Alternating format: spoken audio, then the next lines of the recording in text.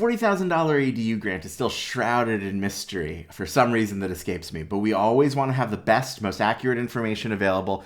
So here's a brief update where we're going to go through all the common questions. We've interviewed homeowners who applied back in August through HPP Cares so we can explain what their process was like timing-wise and the different steps, kind of set expectations. They also brought receipts so we can kind of show what the fees look like. That's a question that a lot of people have asked. I've also attended a lot of public hearings and board meetings, spoken to people on deep background and off the record, so we could talk a little bit about what to expect about the future of the grant and how much money is still available. If you only take one thing from this video, it's that at this moment, as I record this on November 30th, you can still apply for the grant, and there are multiple institutions that will qualify you for the grant without a specific lender. And that like HPP Cares, now there's the CEDA organization, which is CCEDA, and they also offer a process where they'll set up an escrow account for you without a construction loan. If you only take that one thing away, there's links in the description below and you can kind of go off to the races with that. First off, let's talk about fees and things that look like fees. A lot of applicants have been surprised that when they finally open their escrow account and get the grant money, there's not a full $40,000 in that escrow account. At HPP Cares specifically, they're opening accounts with $33,000, and here's a breakdown of why. As you can see, this is one receipt. It's an older receipt, and it's got 3 line items that explain the $7,000 discrepancy.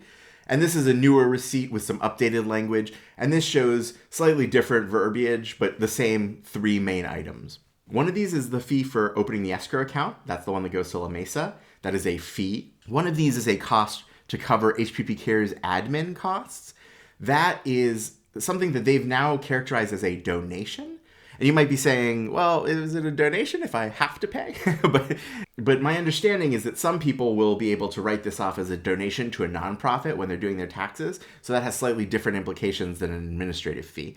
But I'm not a CPA, I'm not a tax accountant, I'm not your mom, so you figure it out on your own, talk to a tax professional. And the third cost is this holdback for inspections.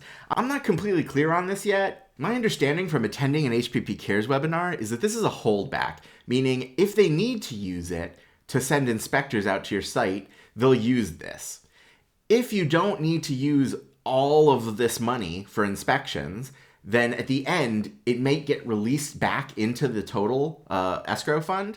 So I'm not completely clear on that. Talk to HPP Cares, ask them your questions. That's what they seem to explain in the last webinar I attended. Okay, now here's a look at the CEDA FAQ. CEDA, CCEDA, is another organization that offers to qualify people for the grant. So you see something like 5,000 here, roughly the same ballpark as the 7,000 total at HPP Cares, but it's hard to know what's a fee, what's a holdback, what's a donation. I'm not really sure. So talk to CEDA, talk to HPP Cares, talk to the lender who is qualifying you for the grant. They are the ultimate source of authority. What I'll say is these are not my rules. I'm just the guy collecting receipts, right? I'm finding out what homeowners are seeing. A lot of people have been really upset that they're not getting the full $40,000. If you're upset with this, I would temper it by saying, from my perspective, this is how the government tends to distribute funds. It builds a lot of the implementation costs into the funds that it gives you. If you want to give feedback to CalHFA or your state legislators, I've put together a free course on how to do that. I do a lot of advocacy work on the channel outside of these informational videos. So link in the description below on how to give feedback to CalHFA and state legislators about the grant. I would personally suggest that you focus your feedback on getting more funding and getting more money rather than complaining about the administration of this specific program. Having said that, those are just the templates I'll give you. You can rewrite those emails however you like, and you can advocate for your perspective. That's what advocacy is all about. So if you want to learn more about grassroots advocacy and changing things, there's a link in the description below. It says feedback to CalHFA and state legislators. Go download that free course and you'll get all the tools you need to give feedback. As we get different opportunities over the next year, I'll post updates and you can become a little citizen activist just like this guy. Next up, is there grant money left? We're going to break this up into 2 sections. The state legislators freed up $100 million for this grant originally. And since then, they've approved an additional $50 million to promote ADUs, but there's strings attached. So we're going to talk about those two separately. We are currently still in the first 100 million, and there is still money left. Some places have paused their grant application portal, notably HPP Cares. So they're not accepting new applications. Other places are still accepting applicants, notably CECEDA, the CCEDA. So some people are like, oh, should I, if there are already thousands of people in the line, maybe it's not worth my time. Maybe there's no more money to apply for. That is not my understanding. I spoke to officials, and what they're willing to say publicly is that if one of these CalHFA approved entities is currently accepting applications, they expect to be able to fulfill those applications and qualify people for the grant. So if the CECEDA portal is open when you see this, and it is on November 30th when I'm filming, then you could go and apply. Unfortunately, I cannot reach CECEDA for comment. If you talk to them, tell them they should be on the channel because I'm friendly.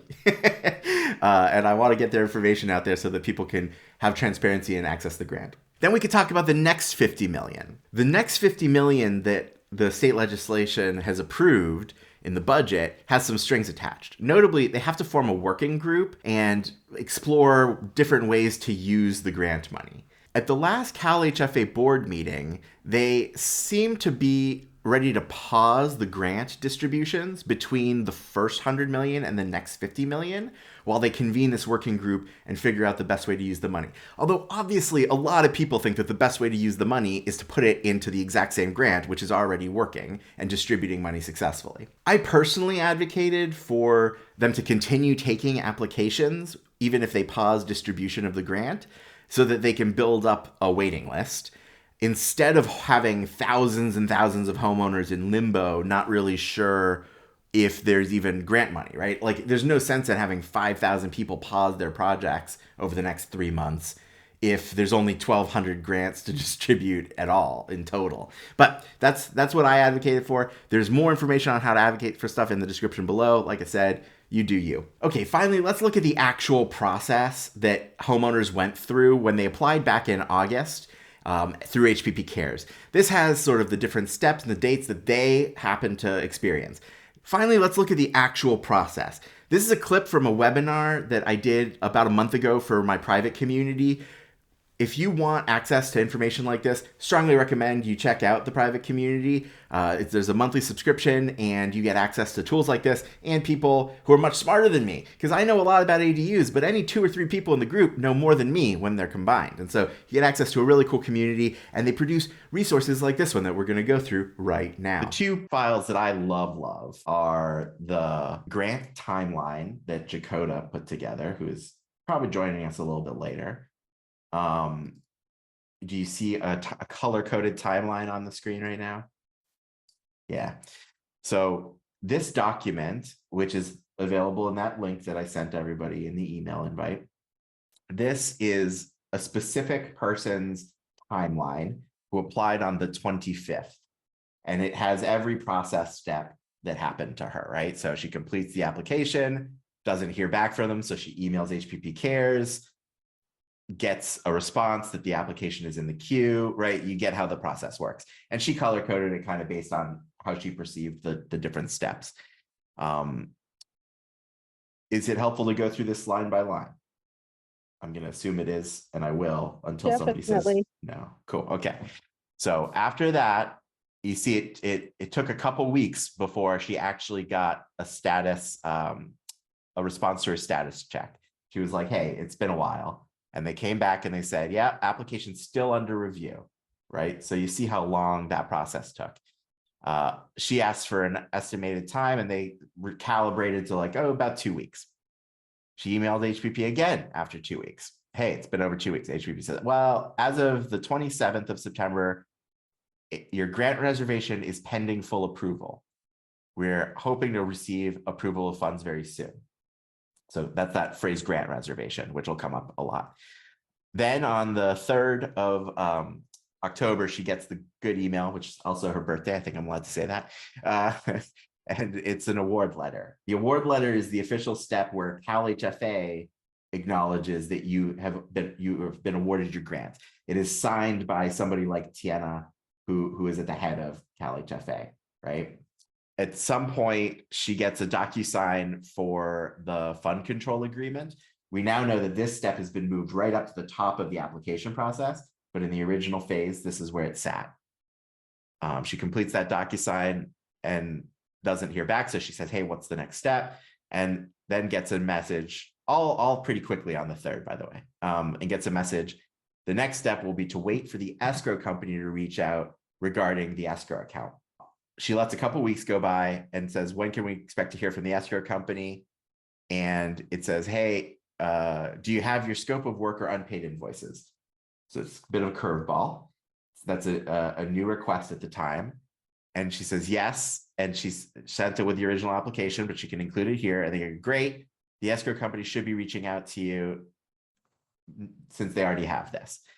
Then Catherine steps in and goes, I will look into this right away because it's been a while. Yeah.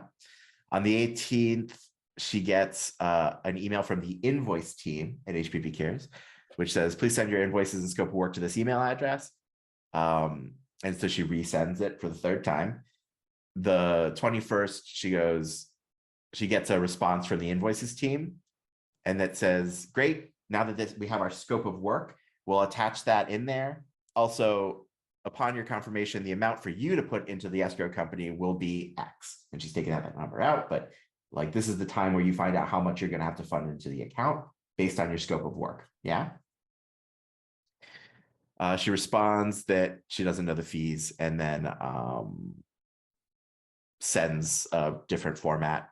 And then on the 26th, less than a week later, she gets a message from the escrow from La Mesa with some instructions on how to actually fill the account.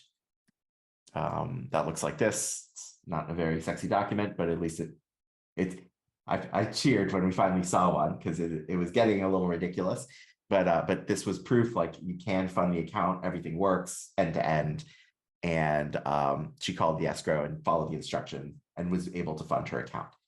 That is where she is at the process. For more information about the ADU grant, check out this playlist. But honestly, I'm kind of burnt out about the grant. I don't want to talk about it anymore. So what I think is exciting is all these new ADU laws that passed that go into effect in January 2023 that allow for 2-story ADUs, faster permitting. There's like 18 changes in the new laws. That's, in my opinion, a lot more exciting than this grant playlist. But you know, you get choices. Let's build some housing.